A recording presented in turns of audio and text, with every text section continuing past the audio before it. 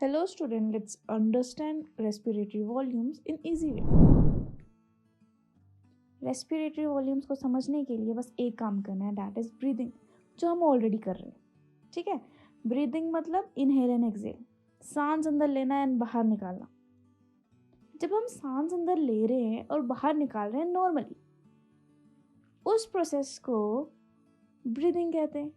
ये जो normal breathing है बिना किसी फोर्स के, उसे हम कहते हैं tidal volume. So tidal volume means inhale and exhale normally. ठीक है, tidal volume means inhale and exhale normally. अब अगर मैं कहूँ फोर्सफुली इनहेल करो, after normal breathing inhale forcefully, तो एक लंबा सा सांस लेना है. तो वो जो लंबा सांस ले रहे हो उसे हम कहते हैं इंस्पिरेटरी रिजर्व वॉल्यूम. ठीक है, और अब मैं बोलूं कि जैसे लंबा सांस लिया है वैसे ही लंबा सा सांस छोड़ना है. So when you are exhaling forcefully, exhale कर रहे हो forcefully, that is expiratory reserve volume. ठीक है, तो हमने कवर की 3 volume, tidal volume, inspiratory reserve volume and expiratory reserve volume.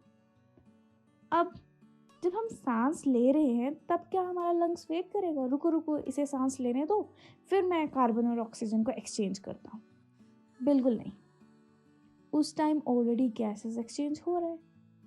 ठीक है, तो amount of air that is present in our lungs, जो बाहर और अंदर जाने में पार्टिसिपेट नहीं कर रही है, अभी गैसेस एक्सचेंज में लगी हुई है, that is known as residual volume. ठीक है, तो फिर amount of air that is left in our lungs is known as residual volume. So ये सिंपल कंसेप्ट है वॉल्यूम का. नाउ लेट अस लर्न क्या क्या इनकी वैल्यू होती है. So if we talk about tidal volume, जो नॉर्मल इंस्पिरेशन एंड एक्सपिरेशन है, उसकी वैल्यू है 6000 to 8000 ml. For competitive exam you have to remember this value. ठीक है, अब 6000 to 8000 ये हमारी नॉर्मल सांस लेना और सांस बाहर निकालने वाली value. Now if we look about inspiratory reserve volume, जो एक्स्ट्रा सांस हम अंदर ले रहे हैं.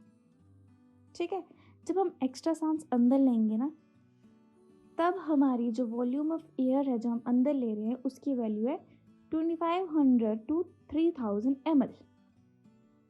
ठीक है, तो ये जो जबरदस्ती से हम अंदर एयर घुसा रहे. And then next comes expiratory reserve volume, जिसकी वैल्यू रेंज करती है 1000 to 1100 ml. अब कंफ्यूजन आती है कि इंस्पिरेटरी रिजर्व वॉल्यूम ज़्यादा होगी तो एक्सपिरेटरी रिजर्व वॉल्यूम. जब भी हमें कोई चीज़ लेनी है, so we are always greedy.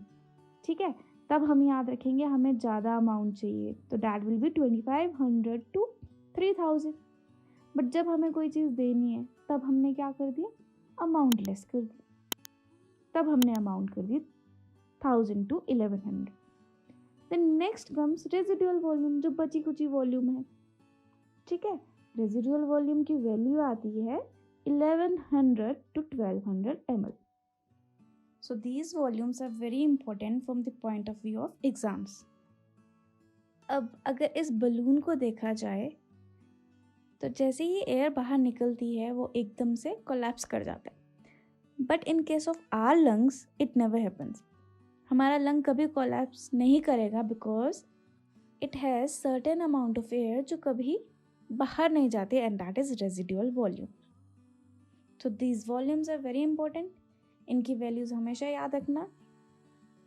Next topic is lung capacity, so stay tune. अगर कोई डाउट है तो कमेंट सेक्शन में ज़रूर लिखिए, एंड कोई ऐसा टॉपिक जो आपको इजी वे में समझना है तो उसे भी मेंशन कीजिए. लाइक एंड सब्सक्राइब करना मत भूलना. स्टे ट्यून्ड एट बायो पांडा.